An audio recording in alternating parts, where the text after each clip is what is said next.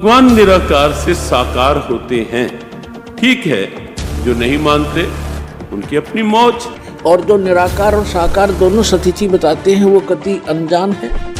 वो कहते हैं परमात्मा मूलतः तो वो निराकार ही है, लेकिन यहाँ साकार बनकर आता है, जैसे श्री राम और श्री कृष्ण रूप में। कोई बात हुई? नमस्कार दोस्तों, स्वागत है आप सभी का आज की आध्यात्मिक ज्ञान चर्चा में। दोस्तों, आज की आध्यात्मिक ज्ञान चर्चा निम्न प्रश्नों पर आधारित होगी। और वो प्रश्न है, क्या परमात्मा साकार है या निराकार? दोस्तों, इस प्रश्न के समाधान के लिए लेकर आए हैं दो संतों के विचार, जिसमें एक तरफ होंगे स्वामी श्री ज्ञानानंद जी महाराज और दूसरी तरफ होंगे संत रामपाल जी महाराज। तो आइए सबसे पहले जानते हैं विचार स्वामी श्री ज्ञानानंद जी महाराज जी के। परमात्मा के निराकार स्वरूप की उपासना करते हैं, वो नहीं मानते कि परमात्मा अवतार धारण करके भी आ सकते हैं या आते हैं।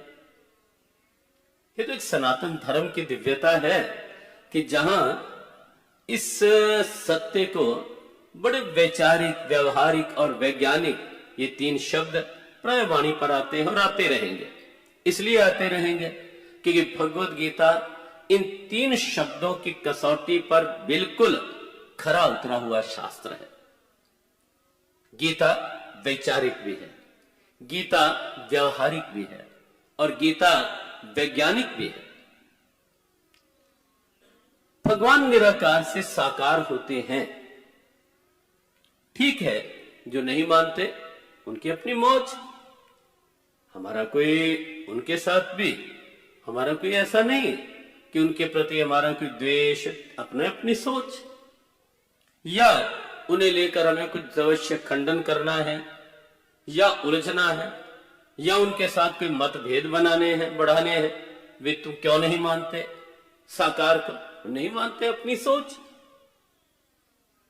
लेकिन हम एक बात अवश्य कहते हैं कि जो नहीं मानते कि परमात्मा साकार रूप में आते हैं, हमारे से तो जब भी कोई कहता है कि महाराज हम तो नहीं मानते कि परमात्मा साकार रूप में देह धारण करके अवतार लेकर के आते हैं, हम एक ही बात कहते हैं कि भाई न स्वभाव है किसी से उलझने का, न आवश्यकता है उलझने की। कि तुम नहीं मानते, तुम जैसे भी मानते हो परमात्मा को तो मानते हो ना। पर हम मानते हैं, कैसे मानते हो? और जब वो कहते हैं कि हम तो केवल निराकार रूप में मानते हैं, तो हम कहते हैं कोई बात नहीं, निराकार तो वो है ही, कण कण में व्याप्त तो वो है ही। नहीं मानते तो हम कोई उसमें उलझन खड़ी करने वाले नहीं है। हां, एक बात अवश्य हम कहते हैं कि प्रयास करो कि जो मानते हैं उन्हें मानने दो। खंडन क्यों करते हो? कटाक्ष क्यों करते हो? आक्षेप क्यों करते हो? हम बहुत स्पष्ट हैं इस विषय में कि जो नहीं मानते हमें नहीं कटाक्ष करना, नहीं आक्षेप करना, क्योंकि हम तो ये मानते हैं कि परमात्मा निर्गुण निराकार भी है, सर्वत्र व्यापक भी है, कण कण में भी वही रमे हुए हैं। तो ये थे विचार स्वामी ज्ञानानंद जी महाराज जी के। और आइए अब जानते हैं विचार संत रामपाल जी महाराज जी के। पुण्यात्माओं, परमात्मा का जो ज्ञान है परमात्मा ही करा सकता है। जीव अपनी शक्ति बल से या अपने अभ्यास प्रयत्न से परमात्मा को नहीं जान सकता। अगर ये जान सके होते तो हजारों वर्ष इन्होंने समाधि मेडिटेशन करके देख लिए। अब जो 2.5 घंटे सुबह, 2.5 घंटे शाम भक्ति करके मोक्ष का दावा करते हैं, वो खोखला दावा उनका। हजारों वर्ष उन्होंने इस शरीर में खूब टक्कर मार ली और लास्ट में कह दिया गॉड इज फॉर्मलेस, परमात्मा निराकार है, परमात्मा का केवल प्रकाश देखा जा सकता। तो परमात्मा नहीं देख सके वह, परमात्मा का जो प्रकाश देखा है, तो परमात्मा बिना प्रकाश होगा किसका? वो तो ऐसा है जैसे ये शरीर है हमारा, ये ऐसा है जैसे किसी सरोवर तालाब के साथ में कोई मकान बना हो, कोई महल बना हो।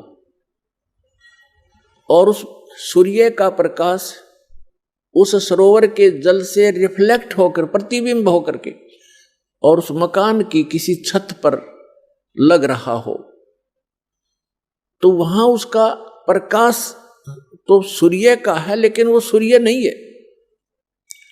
और कोई ये कहे ये प्रकाश तो सूर्य का है जो घर में हम देख रहे हैं, लेकिन सूर्य निराकार है, तो क्या वो बुद्धिमान व्यक्ति हो सकते?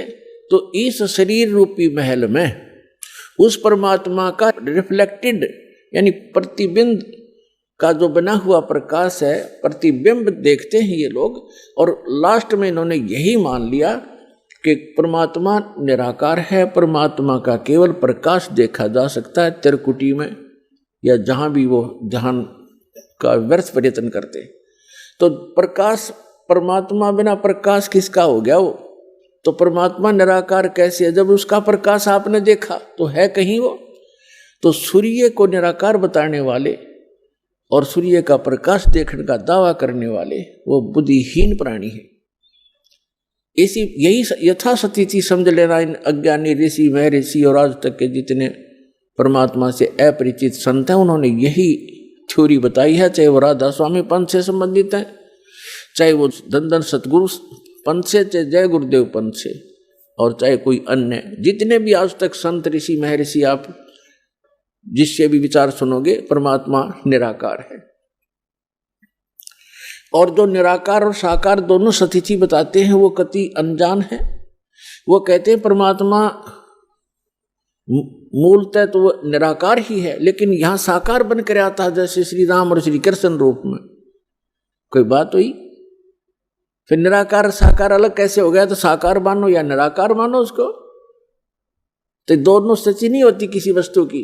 कोई नो का अंधा भी है और दिखा भी है, ये दोनों बात थोड़ी हो सकती है कि अंधा है तो अंधा ही है, उसको दिखता नहीं फिर, और दिखता है फिर अंधा कैसे? निराकार है तो साकार कैसे? वो साकार है तो निराकार कैसे? तो जिन महापुरुषों को परमात्मा स्वयं मिले अपने प्रयत्न से, पुण्यात्माओं, आज तक किसी ने भगवान को पाया नहीं। राज्य भी त्याग दिया, परिवार भी त्याग दिया, जंगल में वन में जाकर के गुफाओं में भी रह लिए, धूने लगाकर प्रयत्न किए, चारों तरफ आग बाल कर,